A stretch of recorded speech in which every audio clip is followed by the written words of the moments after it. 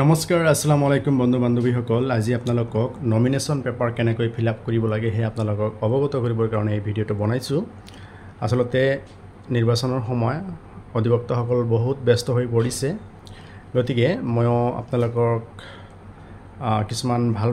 video এই কেদিন upload দিব পৰা নাই যদিও আজি এটা ইম্পৰ্টেন্ট ভিডিঅ আপলোড দিবলৈ ওলাইছো যেটো হৈছে নমিনেশ্যন পেপাৰ কেনেকৈ ফিল আপ কৰিব এয়া মোৰ হাতত আপোনালোকে চাই আছে এখন নমিনেশ্যন পেপাৰ মই সংগ্ৰহ কৰিছো এজন ক্লায়েন্টে মোক এখিনি দি গৈছে অলৰেডি ফাইল মই ল্যাপটপত অলপ কাম কৰিলো গতিকে কেনেকৈ ফিল আপ কৰিব লাগে হেয়া দেখুৱাই আছো ইয়া হৈছে প্ৰপত্ৰ 2 ক এই ইয়াত লিখা আছে গাঁও পঞ্চায়তৰ সদস্য নিৰ্বাচনৰ বাবে মনোনয়ন পত্ৰ ৱাৰ্ড মেম্বাৰৰ নমিনেশ্যন পেপাৰ কেনেকৈ ফিল আপ কৰিব হে আপোনালোকক অৱগত কৰি আছো চাওক মই ইয়াৰ দ্বাৰা গাঁও পঞ্চায়তৰ তাৰ পিছত ধেজ সমষ্টিৰ আপোনাৰ যেটো গাঁও পঞ্চায়ত আছে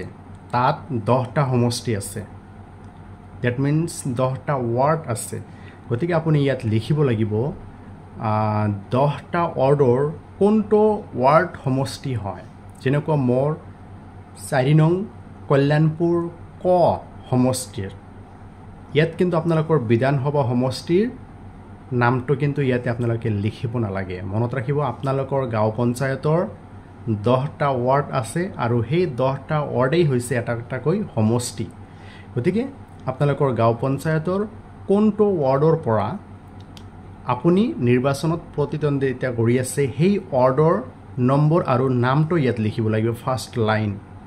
সমষ্টিৰ পৰা আপোনাৰ ইয়াতে গাঁও পঞ্চায়তৰ নাম লিখিব লাগিব গাঁও পঞ্চায়তৰ সদস্য নিৰ্বাচনৰ বাবে এগৰাকী প্ৰাৰ্থী হিচাপে শ্ৰীমতী অমুকক মনোনীত কৰিলো যিজনে ক্যান্ডিডেট হ'ব তেখেতৰ নামটো ইয়াত হ'ব তাৰ পিছত আকৌ হ'ব ইয়াতে প্ৰাৰ্থীৰ নাম আকৌ ইয়াতে কি ক্যান্ডিডেট জনৰ নাম ইয়াতে লিখিব লাগিব অকল ইয়াতে নামটো লিখিলেই হ'ল তেখেতৰ ডাক ঠিকনা গাঁও লিখিব তাৰ পিছত ডাকঘৰ লিখিব থানা লিখিব জিলা লিখিব তাৰ পিছত পিন নম্বৰটো ইয়াতে লিখিব গল তাৰ পিছত লিখিব লাগিব তেওঁৰ নাম মানে ক্যান্ডিডেট জনৰ নাম তেওঁৰ নাম ইয়াতে লিখিব লাগিব অমুক গাঁও পঞ্চায়তৰ আপোনালোকৰ গাঁও পঞ্চায়তৰ নাম লিখিব অমুক গাঁও পঞ্চায়তৰ কোনটো ৱাৰ্ডৰ হয় ৱাৰ্ড সমষ্টি 10টা ৱাৰ্ড 10টা সমষ্টি আছে গতিকে ইয়াতে লিখিব লাগিব যে অমুক গাঁও পঞ্চায়তৰ অমুক নং ৱাৰ্ড সমষ্টিত অমুক গাঁৱৰ ভোটাৰ তালিকাৰ ক্ৰমিক নং সিৰিয়াল নম্বৰৰ বিপৰীতে অন্তৰ্ভুক্ত কৰা হৈছে মোৰ নাম ইয়াতে হ'ব প্ৰস্তাৱকাৰীৰ নাম মোৰ নাম মানে প্ৰস্তাৱকাৰীৰ নাম প্ৰস্তাৱকাৰী ইয়াতে সহি হ'ব গতিকে ইয়াতে হ'ব মোৰ নাম গতিকে ইয়াতে হ'ব মোৰ নাম তাৰ মানে প্ৰস্তাৱকাৰীৰ নাম আৰু ইয়াতে কি হ'ব গাঁও পঞ্চায়তৰ নাম আপোনাৰ গাঁও পঞ্চায়তৰ নাম ইয়াতে কি হ'ব প্ৰস্তাৱকাৰীয়ে ক'ব যে মোৰ নাম আৰু ইয়াতে গাঁও পঞ্চায়তৰ নাম হ'ব আপোনালোকৰ গাঁও পঞ্চায়তৰ অমুক গাঁও পঞ্চায়তৰ তাৰ পিছত অমুক ৱাৰ্ড সমষ্টিৰ তাৰ পিছত আপোনালোকৰ গাঁৱৰ ভোটাৰ তালিকাৰ ক্ৰমিক নং সিৰিয়াল নম্বৰ লিখিব বিপৰীতে অন্তৰ্ভুক্ত কৰা হৈছে যেদিনাখন নমিনেশ্যন পেপাৰ জমা দিব তাৰিখ দিব প্ৰস্তাৱকাৰীৰ স্বাক্ষৰ সহি মাৰি দিব হৈ গল নেক্সট আহিছো মই ওপৰত উল্লেখ কৰা ইয়াতে কিন্তু এতিয়া ইয়াতে আছে কি প্ৰাৰ্থীৰ ক্যান্ডিডেটৰ ইয়াতে সিগনেচাৰ হ'ব গতিকে ইয়াতে ক্যান্ডিডেট ক'ব মই ওপৰত উল্লেখিত প্ৰাৰ্থী গৰাকী এই মনোনয়ন পত্ৰত সন্মতি প্ৰদান কৰিছে আৰু ঘোষণা কৰোঁ যে অগ্ৰাধিকাৰ ভিত্তিত মই বাছনি কৰা প্ৰতীক চিহ্ন হল ইয়াতে আপোনালোকে ক্যান্ডিডেট জনে কেইটা প্ৰতীক চিহ্ন আপোনালোকে পছন্দ কৰিলে 1 নম্বৰ পছন্দৰ কি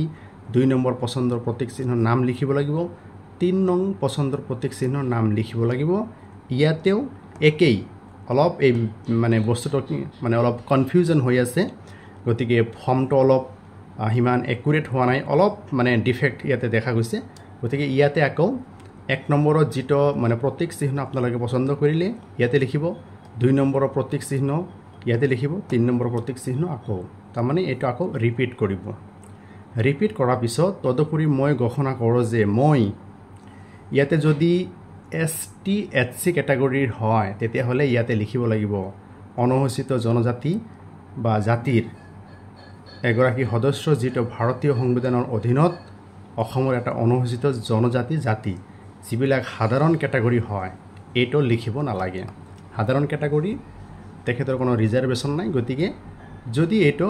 বাদ থোৱা যায় গতিকে দেখা যাব এটো সাধাৰণ ক্যাটাগৰী হয় এটো অকল এসটি এসসি সকলৰ কাৰণে এটো ঘৰ তাৰ পিছত আপোনালোকে 200 টকাৰ মানে কিমান টকাৰ সিকিউৰিটি মানি আপোনালোকে ৰিসিভ কাটিছে ইয়াতে 200 টকাৰ ইয়াতে আখৰেৰে লিখিব আমানতৰ ধন অমুক তাৰিখৰ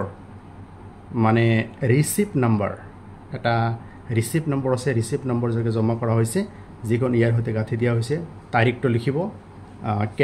ক্যান্ডিডেটৰ সিগনেচাৰ ইয়াতে দিব তাৰ পিছত নেক্সট পেজ এইটো ক্যান্ডিডেটে এটো ফিল আপ কৰিব নালাগে বিষয়াৰ স্বাক্ষৰ ইয়াত আছে নহয় বিষয়াৰ স্বাক্ষৰ অফিচাৰে ইয়াতে সিগনেচাৰ কৰিব জিলা আয়ুক্তৰ স্বাক্ষৰ অফিচাৰে সিগনেচাৰ কৰিব জিলা আয়ুক্তৰ স্বাক্ষৰ এইখিনি ফৰ্ম মুঠতে অফিচাৰ বিলাকে ফিল আপ কৰিব তাৰ পিছত নেক্সট আৰু এটা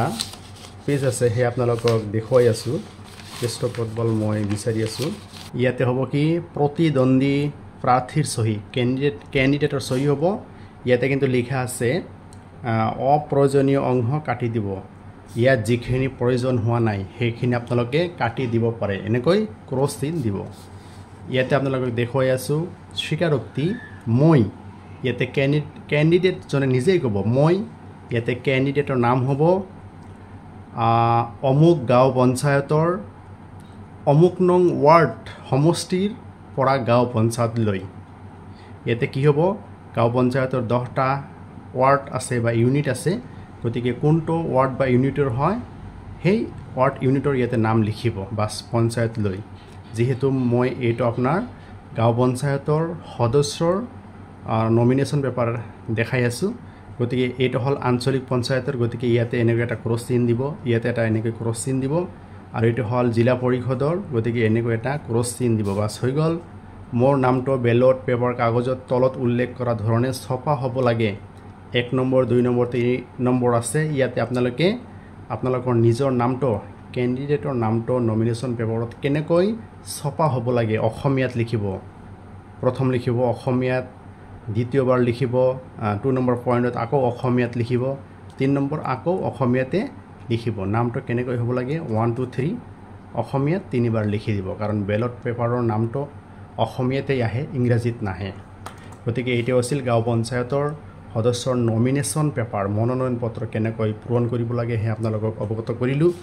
যদি ভিডিওটো আপোনালোকৰ ভাল লাগে লাইক কমেন্ট আৰু শেয়াৰ কৰিব আৰু ভিডিওটো শেয়াৰ কৰি সকলোকে জনাৰ কাৰণে সুযোগ কৰি দিব ধন্যবাদ শুভৰাত্ৰি